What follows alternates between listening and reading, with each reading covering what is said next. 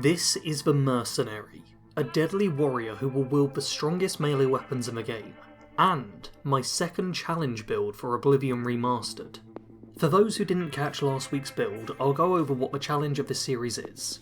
I'm trying to make 10 different builds, one for each of the races in the game, but with the catch that I can only gain experience from the skills that the races have raised by default at the very start of the game. The two exceptions to this rule are athletics and acrobatics, as they get leveled by wandering around the world, and a character build that isn't allowed to go anywhere wouldn't be much fun at all. Fingers crossed that makes the challenge element fairly clear. Let's now get on to the build itself. This character is going to be an Imperial, and I chose for them to hail from the Nibene region, as it means you lose out on willpower rather than speed. Honestly, neither loss is great, but I never like to be slow.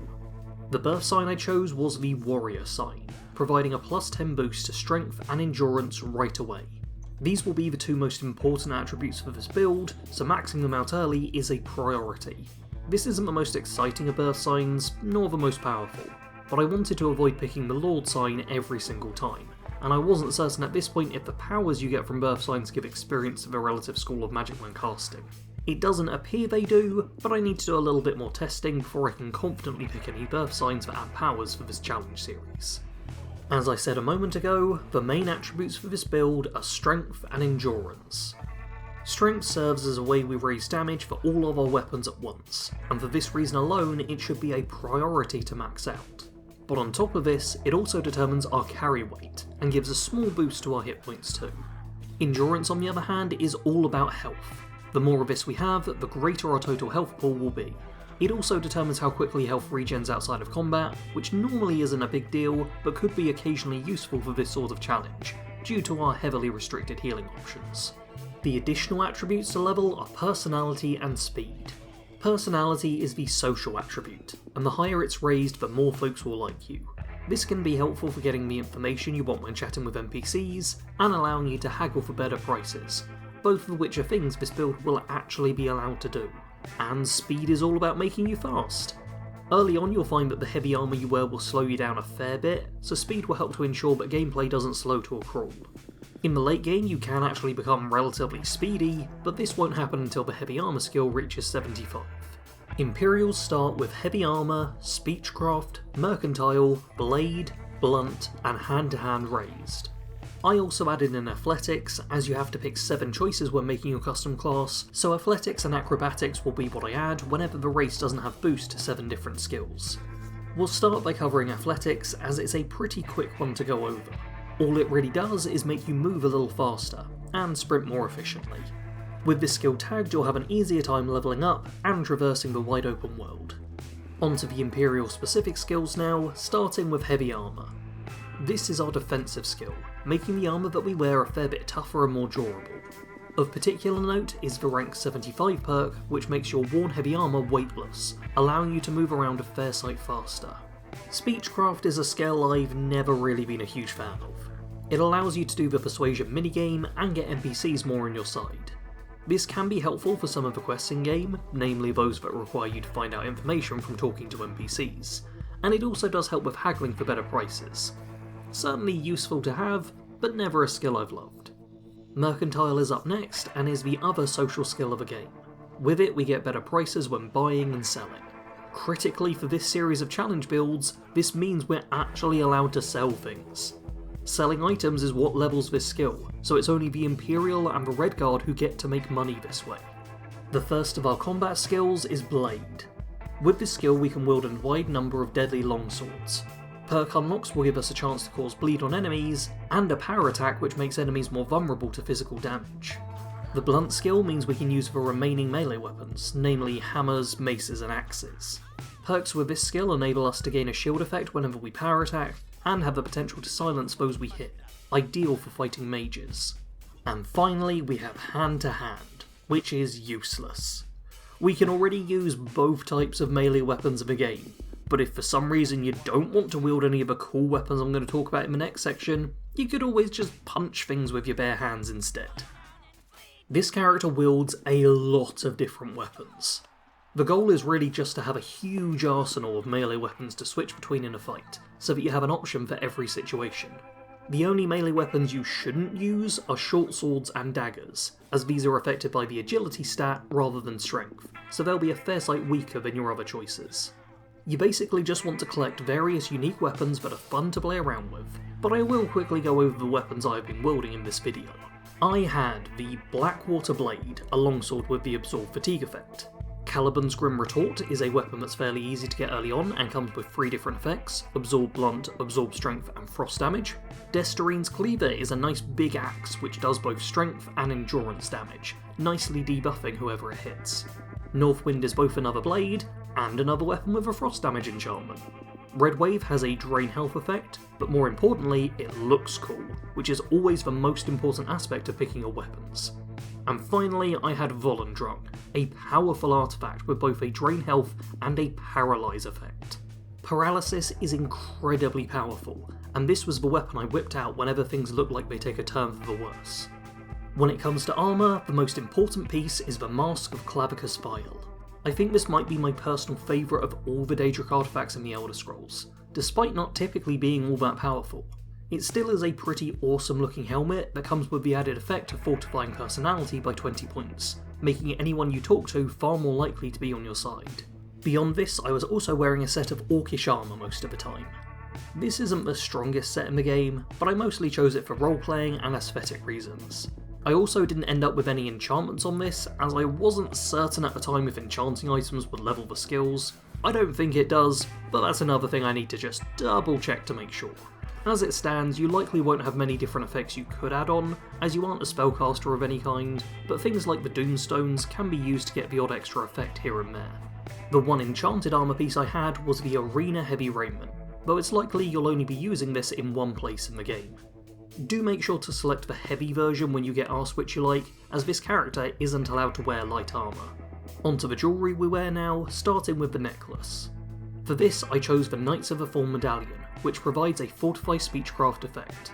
Like I said earlier, I'm not personally the biggest fan of Speechcraft, but I felt like this amulet fit in perfectly with the Mercenary sort of playstyle, as a reward for completing a mission for a client, while also making the character a bit more charming so they can maybe get better prices for contracts in the future.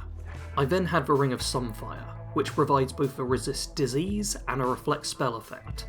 A good little trinket for giving you some added defences against both the mundane and the magical.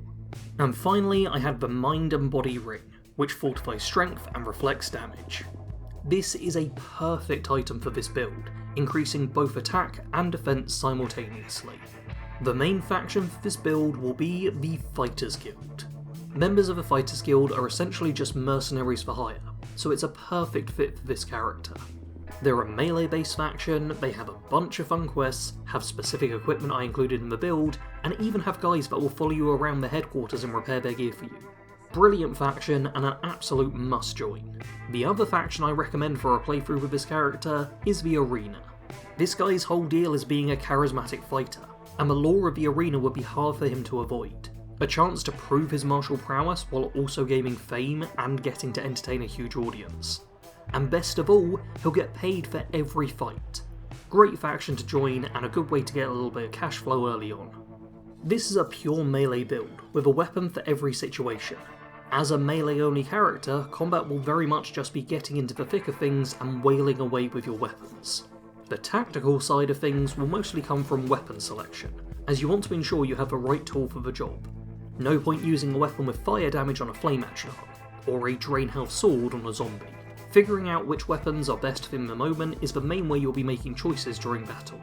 A big downside of this character is they have neither alchemy nor restoration, meaning they've got no way to heal themselves self-sufficiently. Instead you'll be needing to both loot and buy as many healing items as you can get your hands on. For this reason, and for the overall theming of the character, making money should be a major focus when you play. You want to be making as much gold as you can all the time, and this will be done in 3 different ways. Looting, selling loot, and completing quests. This is a fairly standard gameplay loop, but the challenge rules make it more important than ever. One final note I want to cover is that while you aren't allowed to cast any spells, Imperials do start out with 2 greater powers, and neither of these seem to level the skills they were associated with. This means you have a once per day charm ability in the form of Voice of the Emperor, and a once per day absorb fatigue effect from Star of the West. Neither of these are ridiculously powerful, but it's still worth keeping these in your back pocket for the right situation. The Mercenary was raised in Cyrodiil by a father who had spent many years as a soldier within the Imperial army. His father had enlisted as an idealistic young man, and stayed with the job because it was all he'd really known how to do. But after leaving the military to look after his son, he became somewhat bitter about his time in the army. He had sacrificed a lot for his country, but in return he had made barely enough to raise his only child into adulthood. As such, he advised his son to stay away from the army, but still taught him all that he knew about fighting and warfare. His father told him that if he wanted to be successful in life, then he should become a mercenary. They were the ones who made the real money, and with the right training, he could retire as a rich man. The child followed his father's wishes, training hard throughout his teenage years, and then leaving his small home behind as a young man in order to make a living selling himself as a hired blade. And much as his father had predicted, this line of work was incredibly profitable for him. The years spent training were well worth it, and his naturally charming personality lent itself well to contract negotiations. For well over a decade he travelled the regions of Tamriel, fighting for just about every race and faction he encountered. He made a great deal of money from his work, but had a bad habit of spending it all too quickly while between jobs, especially while travelling around. The only thing he kept for long were the stories of his exploits, which he found were a great way to ingratiate himself with other warriors. In fact, while helping out some stronghold orcs, he ended up spending the night chatting with an orc warrior who took a shine to him. They clearly wished to travel the world, and the mercenary was more than happy to bring a friend along, especially one who could handle themselves in a fight. And so, the two travelled as a pair for some time. Eventually, the Imperial decided it was time to head back to his homeland, and start looking for work there instead. The orc is more than happy to join him, and on the route back home the pair end up encountering a diverse bunch, all gathered around a campfire.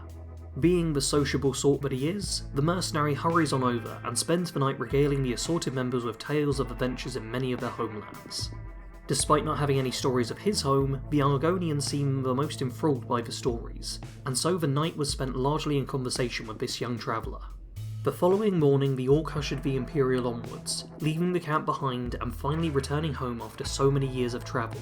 To celebrate his return, he took the orc to a local pub, and the two got historically wasted. The pair took the celebrations a little too far, and ended up brawling with some locals. After beating up everyone who challenged them, the pair returned to drinking until they both passed out. Upon waking back up, the mercenary finds himself alone and in the city's prison. With his weapons and armour long gone, it looks like the Imperial will have to talk his way out of this situation, just as soon as the jailer returns.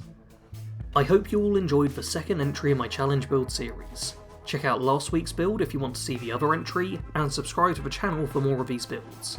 Leave a like if you enjoyed this one, and as always, thanks for watching. Sarge out.